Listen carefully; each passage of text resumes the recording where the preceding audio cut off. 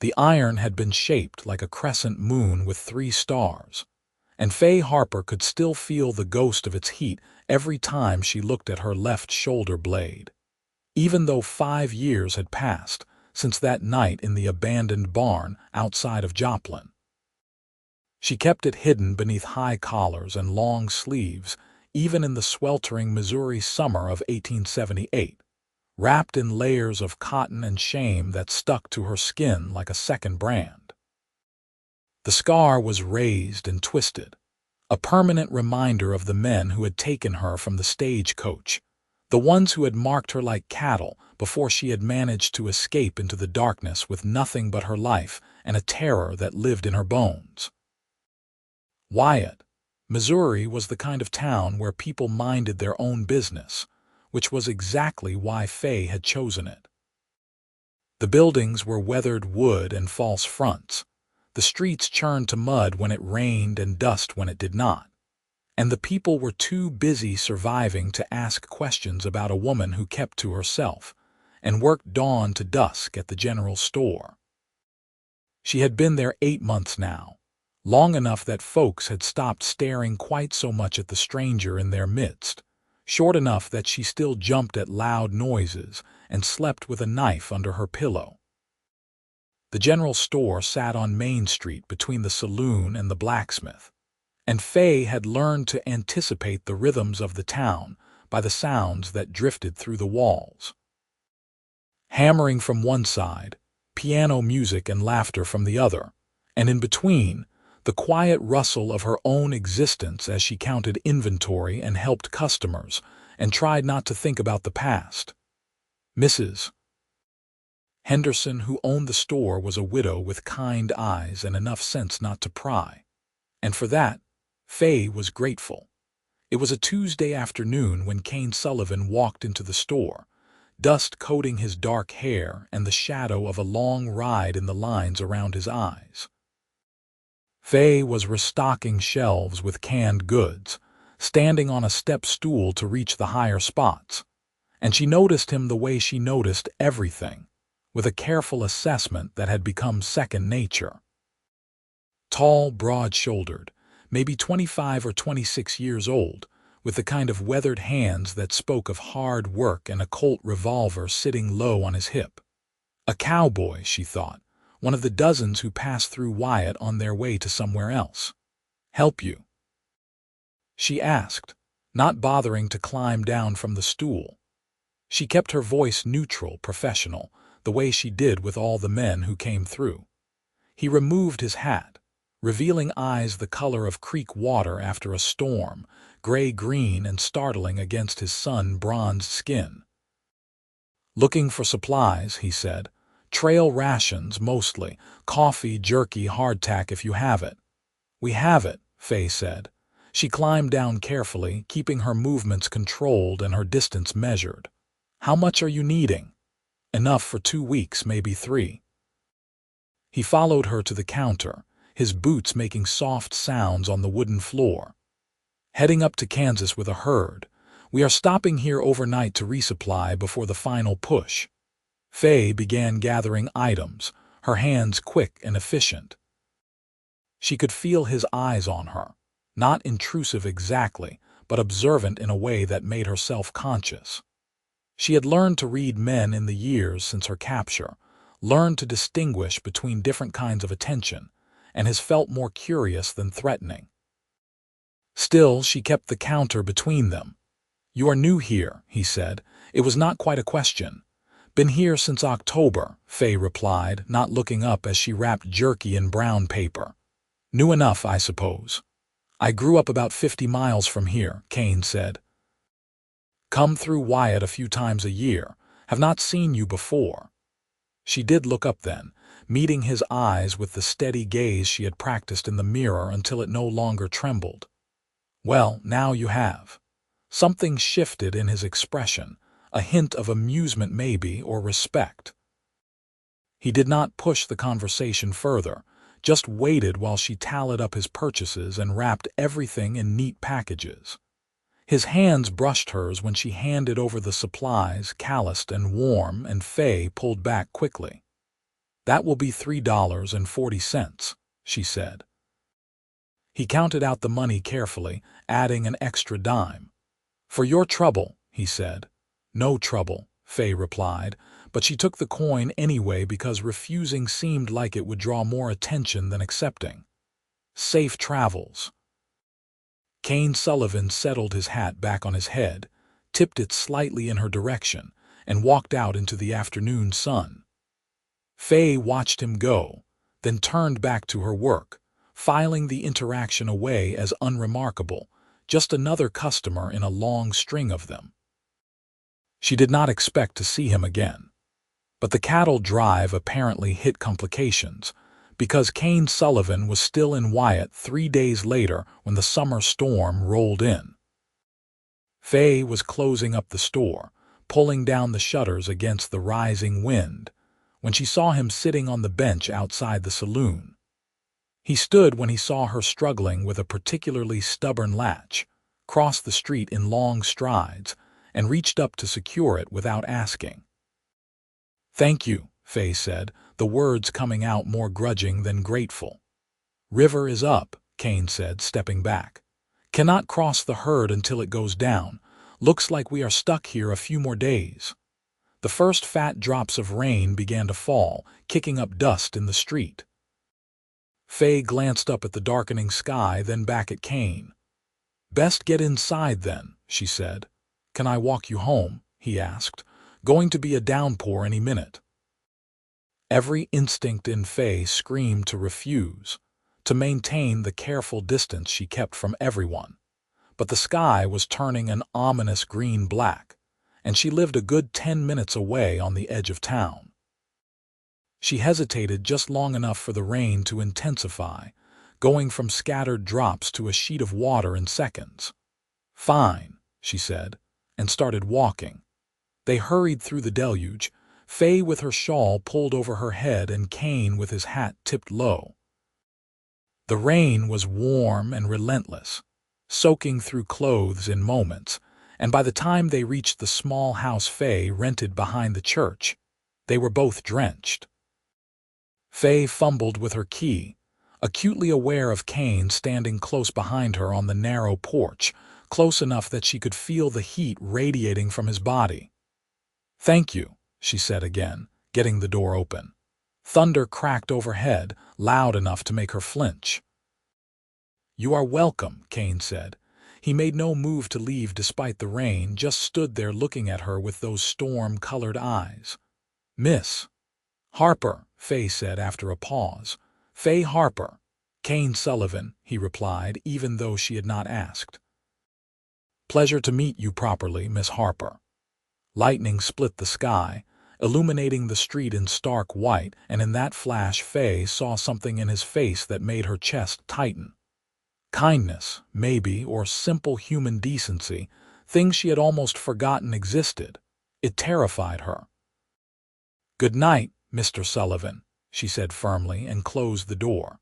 She leaned against it, listening to his footsteps retreat across the porch and into the rain, and wondered why her heart was beating so fast. It was just the storm, she told herself. Just the thunder and the memories it stirred up.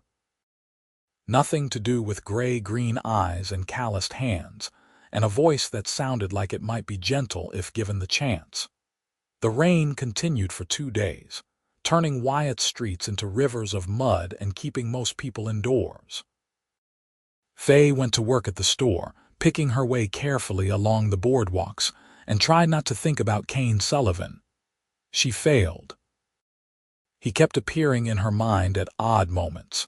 The way he had secured that shutter without making her feel helpless. The way he had walked her home without demanding entry or gratitude or anything beyond a simple acknowledgement of his existence. On the 3rd day, the sun came out and so did Kane. He appeared at the store just before noon, ostensibly to buy more coffee, but he lingered at the counter making small talk that Faye found both irritating and strangely pleasant. "River is going down," he said. "Should be able to move the herd tomorrow or the next day." "That is good," Faye said, measuring out coffee beans. I am sure you are eager to be on your way." "Some days I am not so sure," Kane said, and there was something in his voice that made Faye look up sharply. He was watching her with an expression she could not quite read. "Wyatt is growing on me." "It is a town like any other," Faye said carefully. "Maybe," Kane agreed. "Or maybe it just has something the others do not." Faye felt heat rise in her cheeks and turned away to wrap the coffee, annoyed at herself for blushing like a schoolgirl. She was 23 years old, had survived things that would break most people, and she would not be undone by a cowboy with pretty eyes and a smooth tongue. "That will be 60 cents, she said crisply.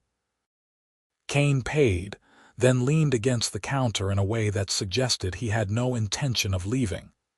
"Miss Harper," he said, "would you do me the honor of having dinner with me tonight? There is a decent restaurant down the street, or we could—" "No," Faye said immediately. "Thank you, but no." He did not look surprised, just nodded slowly. "Can I ask why not?" "You can ask," Faye said. "Does not mean I will answer." "Fair enough," Kane said. He picked up his coffee, tipped his hat, and left without another word. Faye told herself she was relieved.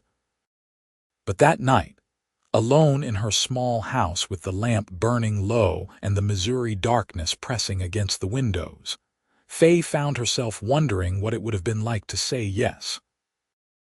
To sit across from Kane Sullivan at a table and make conversation like a normal woman, to pretend for one evening that she was not marked and broken and afraid. The longing surprised her with its intensity, and she pushed it down ruthlessly, the way she had learned to push down everything that hurt.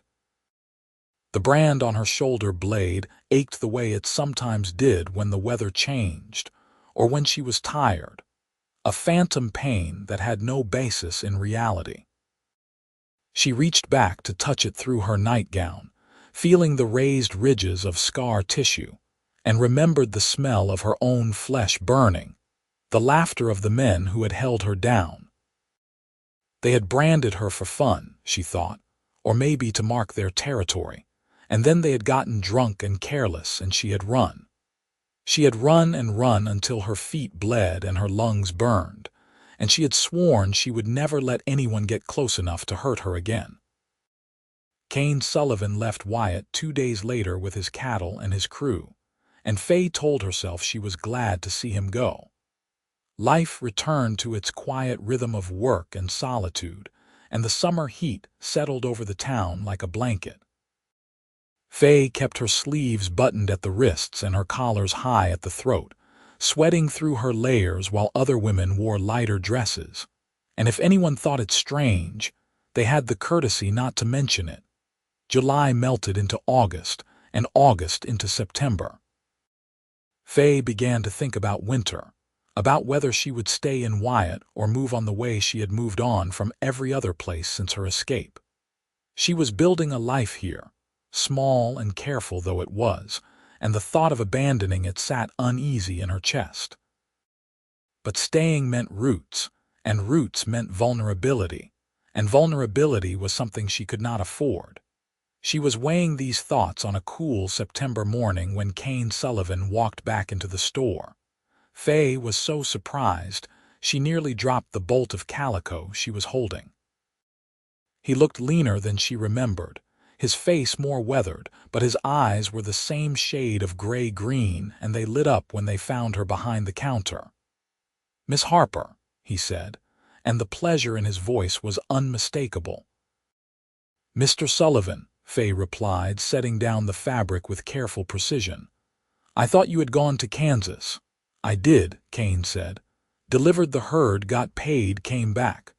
"Why would you come back to Wyatt?" Faye asked before she could stop herself. Kane smiled, slow and warm. "I think you know why." Faye's heart did something complicated in her chest, a flutter and a clench all at once. "I cannot imagine what you mean," she said, but her voice came out softer than she intended. "Have dinner with me," Kane said. "Please. One meal. If you hate it, I will leave you alone forever. But I have been thinking about you for 3 months, and I have to at least try." There were 100 reasons to say no. Faye could list them all, had listed them to herself in the dark hours of many sleepless nights. But looking at Kane Sullivan standing in the morning light with hope and determination written across his face, she found herself wavering. "Why?" she asked finally. "You do not know anything about me." "I know you work harder than anyone I have ever met," Kane said. "I know you are careful and cautious and you do not trust easily, which means you have been hurt. I know you hide something that causes you pain, and I know I would like the chance to prove that not everyone in this world wants to harm you." Faye drew in a sharp breath. She had not expected such honesty, such directness, and it disarmed her completely. "One dinner," she heard herself say, "just one."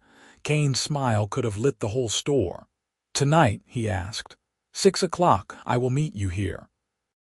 Faye nodded, not trusting her voice, and watched him leave with a spring in his step that would have been comical if she was not so terrified.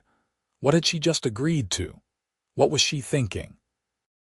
But it was too late to take it back now, and part of her, the part she had been trying to suppress for months, was desperately glad. She spent the rest of the day in a state of anxious anticipation, second-guessing every aspect of her decision. When 6 o'clock finally arrived, she had changed her dress twice and was considering fleeing out the back door. But Kane appeared right on time, freshly shaved and wearing a clean shirt, and the look on his face when he saw her maid running impossible. "You look beautiful," he said simply. Faye touched her collar self-consciously, making sure it was buttoned all the way up despite the warmth of the evening. "Thank you," she managed. They walked to the restaurant, a small establishment run by a German couple who served hearty food and did not gossip. Kane held the door for her, pulled out her chair, treated her with a courtesy that felt foreign and wonderful all at once. Faye found herself relaxing incrementally as they talked, discovering that Kane was easy to be with when she let herself try. He told her about growing up on a ranch in Missouri, about losing his parents to fever when he was 19 and having to sell the land to pay their debts, about the years since then spent working cattle drives and saving money for a place of his own. "What about you?" he asked gently. "Where are you from, Miss Harper?" Faye's walls slammed back into place. "Here and there," she said vaguely. "I have moved around." Kane nodded, not pushing, and changed the subject to something lighter. They talked about Wyatt, about the people who lived there, about the changing seasons and the coming winter. Faye found herself laughing at one of his stories, a real laugh that bubbled up unexpectedly, and the surprise of it must have shown on her face because Kane grinned. "You should do that more often," he said. "Do what?" Faye asked. "Laugh," Kane said. "It suits you." They lingered over coffee after the meal, and when Kane finally walked Faye home through the cool September night, she felt something shift inside her chest. It was not quite hope, not yet, but it was adjacent to it. A tiny crack in the armor she had built so carefully at her door. Kane took off his hat and held it in both hands. "Can I see you again?" he asked. Faye knew she should say no. Knew that letting him in even a little bit was dangerous, that it would lead to questions and expectations, and eventually to discovery. But she also knew that she was tired of being alone, tired of living in fear, tired of letting the men who had branded her control her life years after she had escaped them. "Yes," she said quietly, "you can see me again." Kane's smile was gentle, almost reverent. "Tomorrow?" he asked hopefully. "Tomorrow," Faye agreed, and watched him walk away into the darkness before going inside. She touched her shoulder blade through her dress, feeling the brand there, and for the first time in 5 years, she allowed herself to wonder what it might be like to show it to someone. Not yet, she thought. Maybe not ever. But the possibility existed now where it had not before, and that was something. Kane courted her with patience that bordered on saintly. He took her to dinner twice a week, walked her home from the store, brought her small gifts that showed he paid attention to her preferences. A book of poetry when he learned she liked to read. A new shawl in deep blue wool when her old one wore thin. Wild flowers picked from the prairie when words seemed inadequate. Faye accepted each offering with a mixture of pleasure and guilt, knowing she was not being fully honest with him, knowing that the secret she carried would hurt him when it finally came out, because it would come out. These things always did. The people of Wyatt had noticed the courtship, of course. It was impossible to keep anything private in a town of 300 souls. Mrs. Henderson commented on it with approval, the minister's wife with curiosity, and the ladies at the church social with varying degrees of envy and speculation. Faye endured their attention with gritted teeth, hating the exposure but unable to bring herself to end things with Kane. She was falling in love with him. It happened slowly, like water wearing away stone, until one day she looked at him and realized her heart had made a decision her head was still fighting. He made her feel safe in a way she had not felt since before that terrible night. Made her laugh with his dry humor and his stories about ranch life. Made her believe that maybe, just maybe, she could have something normal and good despite everything. It was late October when Kane first tried to kiss her.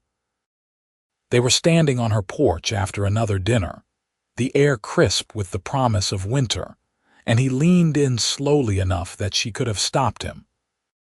Faye wanted to let it happen, wanted it desperately, but panic flared in her chest and she turned her head at the last second so his lips brushed her cheek instead. "I am sorry," she said immediately, stepping back. "I cannot, I am not." "Hey," Kane said softly, making no move to follow her. "It is all right, I should have asked first." "It is not you," Faye said, the words tumbling out in a rush. "You have been nothing but kind and patient, and I care about you, I do. But there are things about me you do not know, and I am afraid if you knew them you would." "Faye," Kane interrupted gently. "Whatever it is, it does not matter to me." "You say that now," Faye said bitterly. "But you do not know." Kane stood there in the lamplight spilling from her window, his hat in his hands and his expression serious. "Then tell me," he said. "Tell me what has you so scared and let me prove that I am not going anywhere." Faye wanted to. The words were right there, pressing against her throat, but they would not come. How did you tell someone that you had been branded like an animal? That you carried the mark of your violation on your skin where you could never escape it? That you woke up some nights still feeling the heat of the iron and smelling burning flesh? "I cannot," she whispered.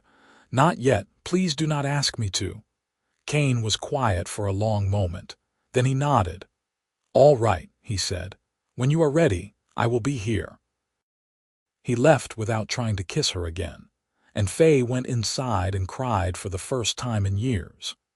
Great heaving sobs that shook her whole body, mourning everything she had lost that night in the barn and everything she was too afraid to reach for now. She cried until she had no tears left, and then she washed her face and made herself a promise. She would tell him. She would find the courage somehow, and she would tell Kane Sullivan the truth, and if he left, at least she would know she had tried. November brought cold winds and the first frost. Kane had found work at her ranch outside of town, breaking horses and mending fences, which meant he was around Wyatt more or less permanently now. Faye knew it was because of her, knew he was putting down roots in a place he had only meant to pass through, and the weight of that responsibility was crushing. She owed him the truth. She invited him to her house for Sunday dinner, spent the whole morning cooking and the whole afternoon on the edge of panic. By the time Kane arrived, Faye had changed her mind a dozen times, but the look on his face when he saw the table she had set made her resolve harden. He deserved to know. Whatever happened next, he deserved that much. They ate chicken and potatoes and green beans, making conversation about easy things, but Faye could barely taste the food. Her stomach was in knots, and when Kane noticed she was just pushing her food around her plate, he set down his fork. "What is wrong?" he asked. "You have been nervous since I got here." "I need to tell you something," Faye said. Her voice came out steadier than she felt. "Something about my past." Kane nodded slowly. "All right," he said. "I am listening." Faye stood up abruptly, too agitated to sit still. She paced to the window, looked out at the gray November afternoon, and wrapped her arms around herself. "5 years ago," she began, "I was traveling by stagecoach from St. Louis to visit my aunt in Arkansas. My parents had died the year before, and I had no other family. The coach was attacked by outlaws about 20 miles outside of Joplin." She heard Kane shift in his chair but did not look at him. If she looked at him, she would lose her nerve. "They took everything of value," she continued. "Money, jewelry, luggage, and then they took me, 3 of them. They kept me for 2 days in an abandoned barn, and her voice cracked. "They did things I cannot speak about, and before I escaped they branded me, like I was cattle they owned. They heated an iron in their fire and they held me down and she could not continue." The words dried up in her throat and she pressed her forehead against the cold glass of the window, shaking. She heard Kane stand, heard his footsteps cross the room, and then he was behind her, close but not touching. "Faye," he said, and his voice was rough with emotion. "I am so sorry. I am so goddamn sorry that happened to you." "I got away during the night when they were drunk," Faye said, forcing herself to finish. "I ran and I walked and I eventually made it to a town where I could get help. The sheriff tried to find them but never did. And I have been carrying this mark ever since, hiding it like it was something I did wrong, like I should be ashamed." "Where?" Kane asked quietly. "My left shoulder blade," Faye said. She finally turned to face him, and the look in his eyes was not pity or disgust but fury and pain on her behalf. "It is ugly and terrible, and I have never shown anyone because I could not bear to see the way they would look at me." Kane took a careful step closer. "Can I see it?" he asked. "Why would you want to?" Faye asked, her voice breaking on the question. "Because it is part of you," Kane said simply. "Because it is something you survived, and survival is nothing to be ashamed of." Faye stared at him, searching his face for any hint of disgust or false pity, but found only sincerity. Slowly, her hands trembling, she reached up and began unbuttoning her high collar. Kane stood perfectly still, giving her time and space to make the choice. Button by button, Faye opened her dress, then turned her back to him and slipped it down over her shoulders, leaving her chemise in place but exposing the brand. The room was silent except for her ragged breathing. She felt utterly exposed, vulnerable in a way she had not been since that night in the barn. Then Kane's fingers, gentle as prayer, traced the edge of the scar tissue. "That mark means you survived," he said, his voice low and fierce. "It means you are stronger than the men who tried to break you. It means you fought and you ran and you lived, and there is not a damn thing shameful about that." Faye made a sound that was half sob, half laugh. "It is hideous," she whispered. "It is part of your story," Kane said, "and your story is not over yet." He turned her carefully to face him, and this time when he leaned in to kiss her, Faye did not pull away. His lips were warm and gentle against hers, asking rather than taking, and something that had been clenched tight in her chest for 5 years finally began to loosen. She kissed him back with all the pent-up longing and fear and hope she had been carrying, and when they finally broke apart, tears were streaming down her face. "I was so afraid to tell you," she admitted. "I know," Kane said, wiping her tears with his thumbs. "But I am not going anywhere, Faye. I love you. I have loved you since that first day in the store when you looked at me like I might be dangerous, and you were not going to let that stop you from doing your job." "I love you too," Faye said, and realized it was true, had been true for months. "I am terrified, but I love you." Kane smiled, that slow, warm smile that made her heart skip. "We will be terrified together then," he said. They stood there in her small house as the afternoon light faded, holding each other while November wind rattled the windows. Faye felt lighter than she had in years, as though telling the truth had lifted a weight she had not even known she was carrying. The brand on her shoulder still ached sometimes, probably always would, but it no longer felt like shame. It felt like Kane had said, like survival, like a testament to her own strength. That night, for the first time since her capture, Faye slept without nightmares. Winter settled over Wyatt in earnest, bringing snow and ice and long dark evenings. Kane and Faye spent them together, sometimes at her house, sometimes at the boarding house where he rented a room, building a relationship based on honesty and patience. Kane never pushed her further than she was ready to go, and Faye learned slowly to trust not just him but herself, to believe that she was capable of love and worthy of being loved in return. They talked about everything. Kane told her about his dreams of owning his own ranch someday, of raising cattle and horses and maybe a family if he was lucky. Faye told him about her childhood in St. Louis, about her parents who had died within months of each other from cholera, about the loneliness that had followed her ever since. She told him about the nightmares that still came sometimes, and he held her through them without complaint or judgment. In December, Kane asked her to marry him. They were walking back from church on a Sunday morning, the world hushed and white with fresh snow, when he stopped in the middle of the street and took both her hands in his. "I know we have not been courting that long by some standards," he said. "But I also know what I want, and what I want is you. Every day for the rest of my life. Faye Harper, will you marry me?" Faye looked at him standing there in the snow, his breath making clouds in the cold air, his eyes full of love and hope, and she felt her heart expand in her chest. A year ago, she would have said marriage was impossible for someone like her. 6 months ago, she would have been too afraid to even consider it. But now, with Kane looking at her like she was something precious and worth fighting for, she knew exactly what her answer would be. "Yes," she said. "Yes, I will marry you." Kane let out a whoop of joy that echoed down the empty street, scooped her up and spun her around until she was laughing and begging him to put her down. When he finally did, he kissed her right there in the middle of Main Street where anyone could see, and Faye kissed him back without caring who was watching. They were married in January of 1879, in the small church with half the town in attendance. Faye wore a dress of ivory silk that Mrs.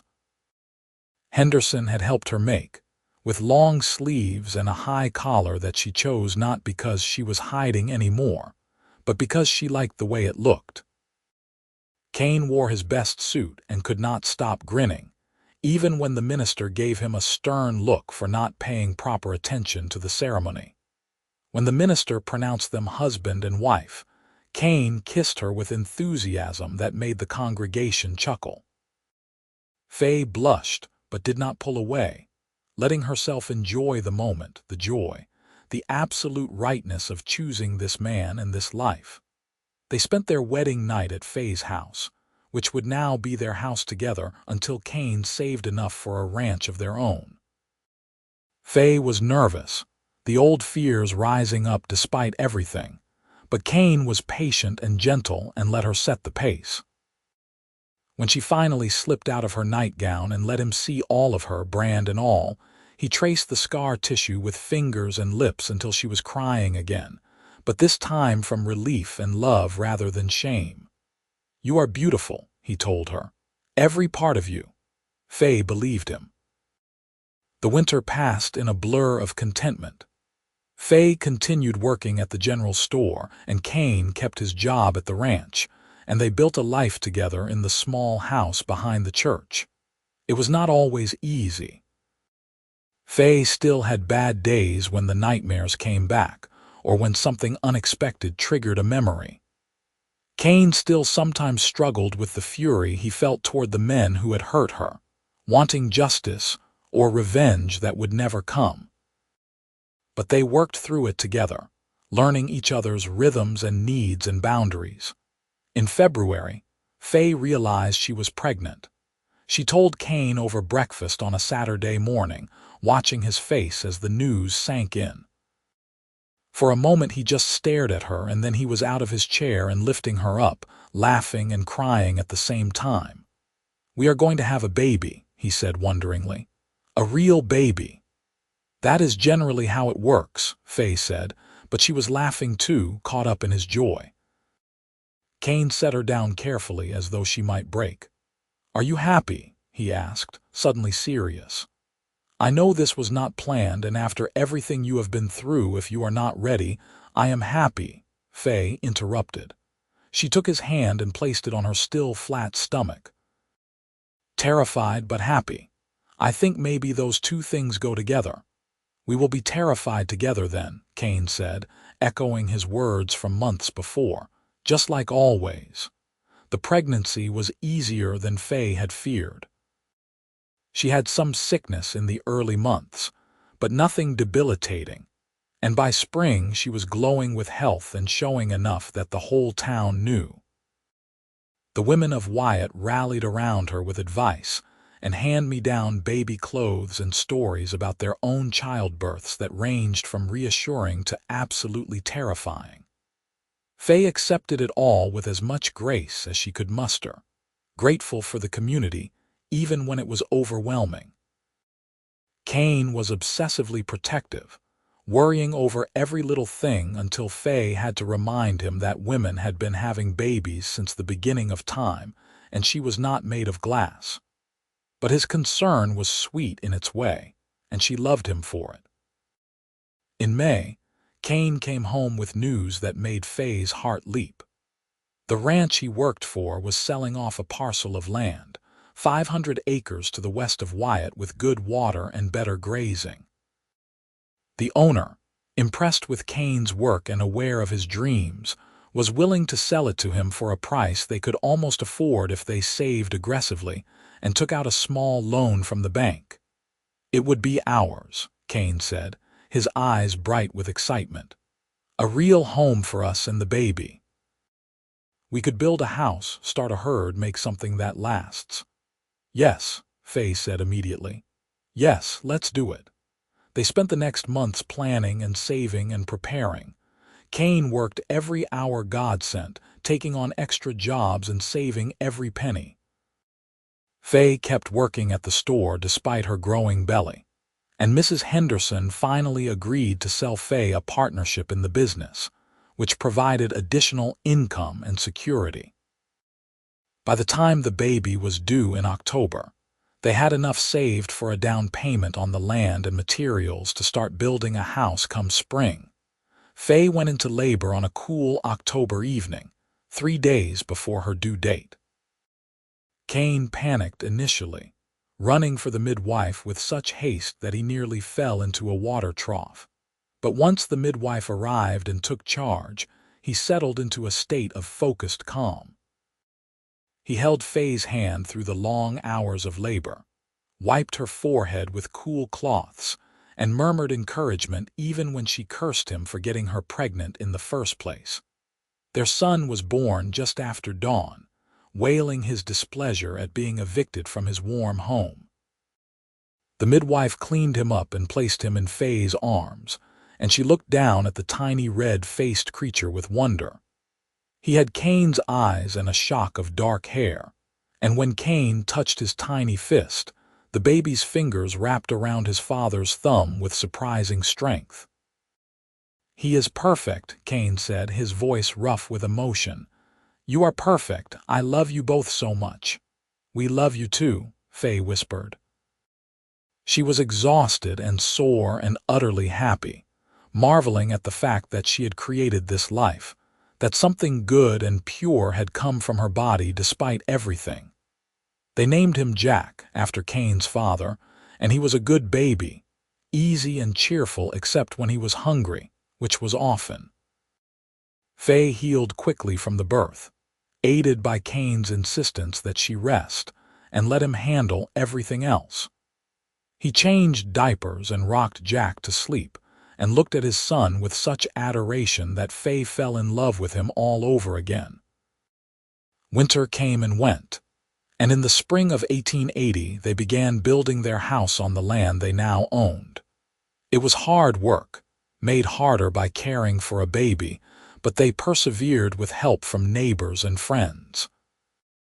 The house rose slowly from the Missouri prairie, a sturdy structure of wood and stone that would stand against whatever weather came.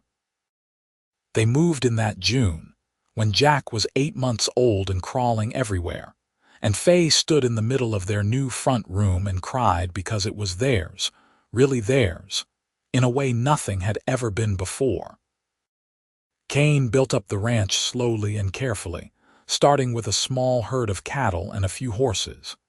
It was not easy, and there were times when money was tight and the work seemed endless, but they were happy. Faye loved the ranch, loved the wide open spaces and the way the sun set over the prairie in shades of orange and gold. She loved watching Jack grow strong and wild, running through the grass and learning to ride almost before he could walk properly. She loved the life they were building together, brick by brick and day by day. On their second wedding anniversary, Kane gave her a gift that made her cry. It was a silver locket, beautifully engraved, and inside was a tiny photograph of the three of them taken by a traveling photographer the month before. "I wanted you to have something to remind you," Kane said softly, fastening it around her neck, "of how far you have come, of everything you survived, of how much you are loved." Faye touched the locket, feeling its weight against her breastbone, and thought about the girl she had been 5 years ago, hiding in high collars and long sleeves, convinced she would never be whole again. That girl seemed like a stranger now, someone from another life entirely. "Thank you," she said, "for seeing me when I could not see myself, for loving me when I did not think I was worth loving." "You have always been worth loving," Kane said. "I just got lucky enough to be the one you chose." Time moved on the way it does, measured in seasons and harvests and the milestones of their son's childhood. Jack grew into a bright, curious boy who had his father's patience and his mother's determination. When he was 3, Faye became pregnant again, and this time the birth was easier as though her body remembered what to do. Their daughter arrived on a warm summer evening in 1882, all dark curls and lung power, and they named her Rose after Faye's mother. The ranch prospered. Kane proved to have a gift for breeding horses, and soon they had customers coming from 3 counties over to buy his stock. Faye kept the books and managed the household and raised their children, and discovered she had a talent for healing, learned from necessity when the nearest doctor was 20 miles away. She became the person neighbors came to when someone was sick or injured, and slowly built a reputation as someone who could be trusted with confidences and cures. In 1884, when Jack was 5 and Rose was 2, a woman came to the ranch looking for Faye. She was young, maybe 19, with bruises on her face and terror in her eyes. She had heard that Faye Harper Sullivan was someone who understood, someone who might help a woman running from a bad situation. Faye took her in without question, gave her a bed and food and safety while Kane made discreet inquiries about the man she was fleeing. Within a week, they had arranged passage for her to California where she had family, and enough money to start over. The woman cried when she left, thanking Faye over and over, and Faye pressed the coins into her hand and told her to pay it forward someday when she could. After that, it happened more often. Women would appear at the ranch, sent by whispers and rumors, and Faye would take them in and help them escape whatever situation they were fleeing. Kane supported her fully, never questioning when another stranger appeared at their door, and together they built a kind of underground railroad for women who needed saving. It was dangerous work, especially when angry husbands or fathers came looking. Kane handled those confrontations with a combination of diplomacy and force that kept everyone safe. Once, a man showed up with a gun, demanding his wife back, and Kane faced him down in the yard with steel in his voice that Faye had never heard before. "She does not want to go with you," Kane said quietly. "And she is not going to. You can leave peacefully or the sheriff can come collect you. Your choice." The man left. His wife stayed and eventually made her way east to start a new life. Faye thought about her own brand less often now. It was there, would always be there, but it had lost its power over her. She could wear summer dresses with lower backs and not feel ashamed. Could undress in front of her husband without flinching. Could look at herself in the mirror and see not a victim but a survivor, just like Kane had said all those years ago. On the 10th anniversary of their first meeting, Kane took Faye into town for a rare evening out. They left the children with Mrs. Henderson, who had become like a grandmother to Jack and Rose, and had dinner at the same restaurant where they had eaten on their first date. Afterward, they walked through the streets of Wyatt, now familiar and beloved, and Kane pulled her into the shadow of the general store where they had first met. "You remember the first time I saw you?" he asked. "You were standing on that step stool, stocking shelves, and you looked at me like I was just another problem to solve." "You were another problem to solve," Faye said, laughing. "A cowboy who would not stop bothering me." "Best decision I ever made bothering you," Kane said. He cupped her face in his hands, these hands she knew so well now, calloused from work and gentle with love. "You saved me, Faye. You gave me purpose and family and a reason to build something lasting. I hope you know that." "You saved me first," Faye said softly. "You saw past the fear and the shame and you loved me anyway. You taught me I could be whole again." "You were always whole," Kane said. "I just held up a mirror until you could see it." He kissed her there in the shadows, and Faye kissed him back with all the love and gratitude and joy that filled her heart to bursting. They had built something remarkable together, she and this cowboy who had refused to give up on her. A family, a home, a legacy of helping others the way they had helped each other. Life continued in its beautiful, ordinary way. Jack grew tall and serious, showing his father's gift with horses and his mother's compassion for those in need. Rose was wild and fearless, climbing trees and riding before her mother thought she was ready, singing songs she made up and telling elaborate stories to anyone who would listen. Faye and Kane weathered droughts and harsh winters, lean years and prosperous ones, always together, always building. In 1890, when Faye was 35, a U.S. Marshal came to the ranch with news that made her hands shake. They had found the men who had attacked the stage coach all those years ago, the ones who had taken her and branded her. 2 of them were dead, killed in various criminal enterprises over the years. The 3rd was in custody in Kansas, facing trial for multiple crimes. The marshal wanted to know if Faye would testify. Faye sat in her kitchen in the home she had built with Kane and thought about the girl she had been at 18, burning with shame and fear. Then she thought about the woman she was now, strong and whole and surrounded by love. She looked at Kane sitting beside her, his hand covering hers on the table, offering silent support for whatever she decided. "I will testify," she said. The trial was in Topeka that September. Kane came with her and Mrs. Henderson watched the children, and Faye stood in a courtroom and told her story in front of strangers. It was hard, harder than she had expected, to relive those days in explicit detail. But when she showed the jury the brand on her shoulder blade, carefully exposing it in a private chamber with only the judge and lawyers present, she did so without shame. The mark had long since stopped defining her. The man was convicted and sentenced to hang.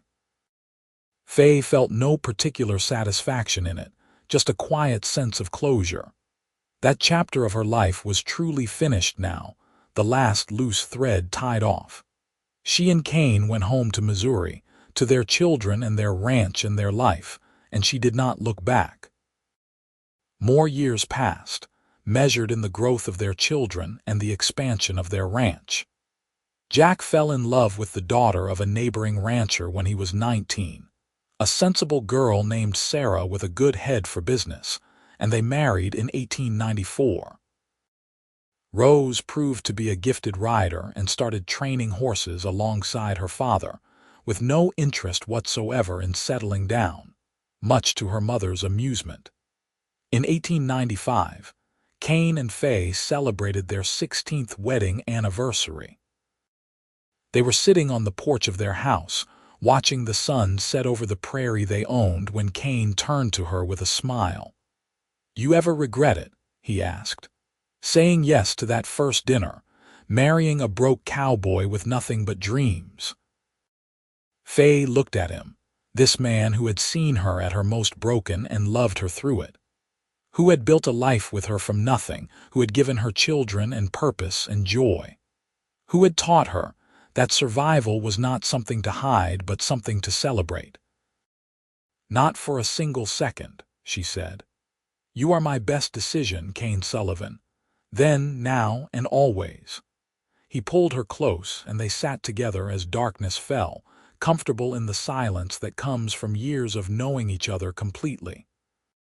The brand on Faye's shoulder had faded over time, the edges softening, but it was still there beneath her dress.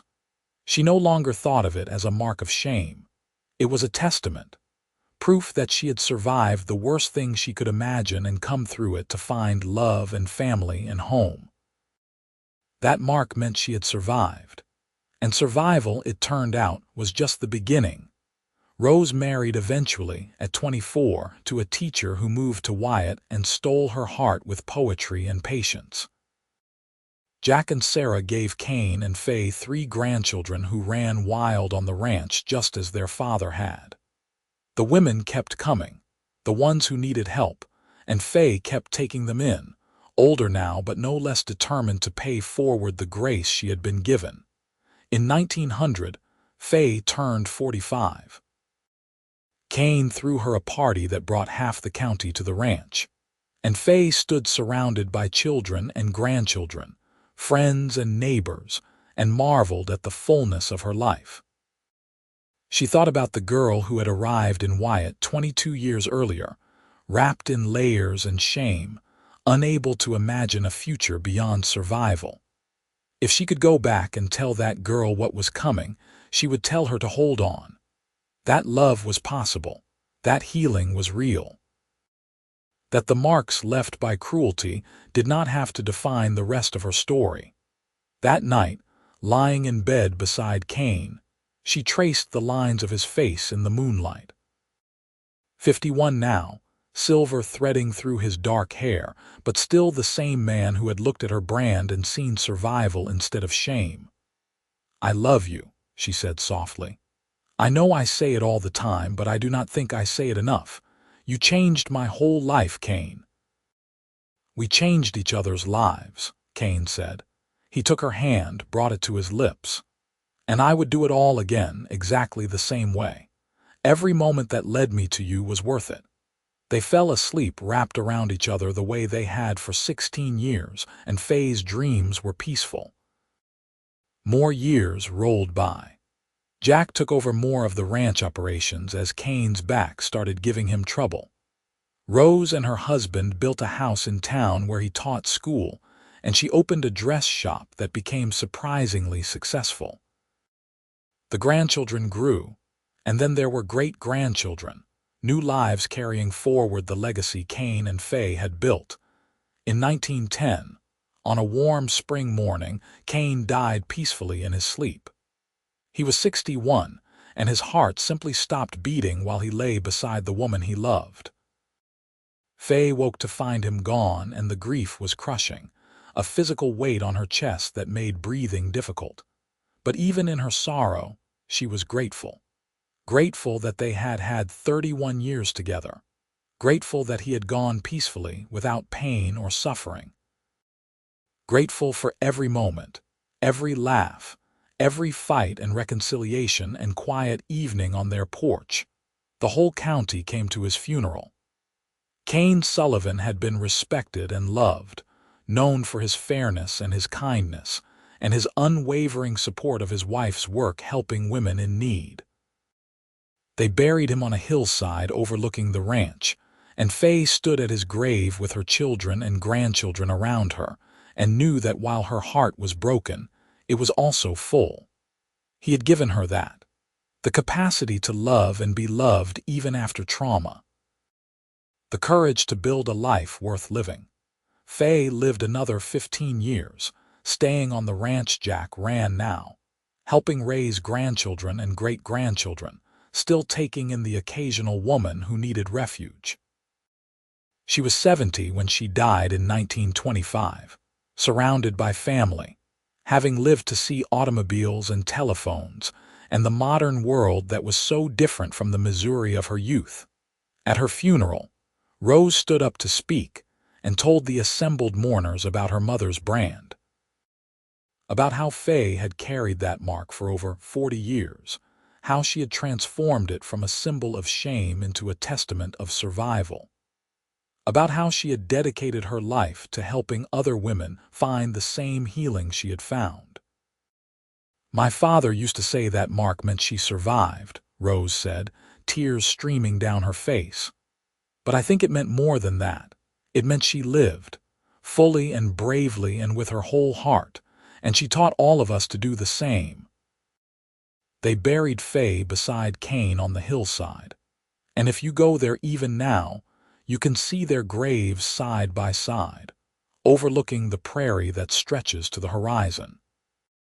Two people who found each other in the aftermath of trauma and violence, who built something beautiful and lasting from the wreckage, who proved that survival was possible, and that beyond survival was love and family and home. The brand had meant she survived. But Kane Sullivan, the cowboy who had looked at her scars and seen strength, had shown her that survival was only the beginning. The rest of the story, the decades of love and children and purpose, that was what happened when you let yourself believe in the possibility of healing. When you let someone see your worst wounds and trusted them not to turn away. Faye Harper Sullivan had been branded at 18. She had been loved at 23. And in the 63 years between that burning iron and her final breath, she had lived more fully than most people ever dream of. The mark had been there until the end, faded but permanent on her left shoulder blade. But it no longer hurt. It was just part of her story, and her story had a happy ending after all. Years after both Kane and Faye were gone, their great-granddaughter found a box in the attic of the old ranch house. Inside was a silver locket on a tarnished chain, and a journal Faye had kept during the early years of her marriage. The great-granddaughter opened it carefully and read her ancestors' words, written in careful script on yellowing paper. "Today Kane told me the brand on my shoulder means I survived." One entry read, dated November 1878. "I think he might be right. I have spent so long seeing it as a mark of shame that I forgot it is also proof of my strength. I survived something terrible, and I am still here. That has to count for something." Another entry from years later. "Rose asked me today why I keep my locket on even when I sleep. I told her it is to remind me that love is real, that healing is possible, that the worst thing that ever happened to me led somehow to the best thing. Kane gave me this locket and with it, a new way of seeing myself. I'm not defined by what was done to me. I am defined by what I chose to do after. I chose love. I chose life. And I would make that choice 1,000 times over. The great-granddaughter closed the journal and held the locket, feeling the weight of family history in her hands. Her great-grandmother had been marked by violence and loved by a cowboy who saw her worth when she could not see it herself. Together, they had built an empire of sorts, not of money or land, though they had those too, but of love and family and grace extended to those who needed it most. That legacy continued even now, generations later. The ranch still stood, though modernized. The family still gathered there on holidays, telling stories about Kane and Faye, about the great love that had started in a general store in Wyatt, Missouri in 1878. About a brand that meant survival and a cowboy who taught a frightened woman to live again. It was a good story. A true story. The kind of story worth remembering and passing down, proof that even in the hardest times, in the wildest places, love could take root and flourish. That shame could be transformed into strength. That the marks left by cruelty did not have to write the ending. Kane and Faye had written their own ending together, over 31 years of marriage and a lifetime of love. And it was happy, just as it should be, just as they both deserved. The cowboy and the survivor, building something beautiful from the ashes of trauma, proving that redemption was real and love was possible, and tomorrow could be better than yesterday. The brand had meant she survived. But the life that came after, the love and laughter and legacy, that was what survival made possible. And that, in the end, was everything.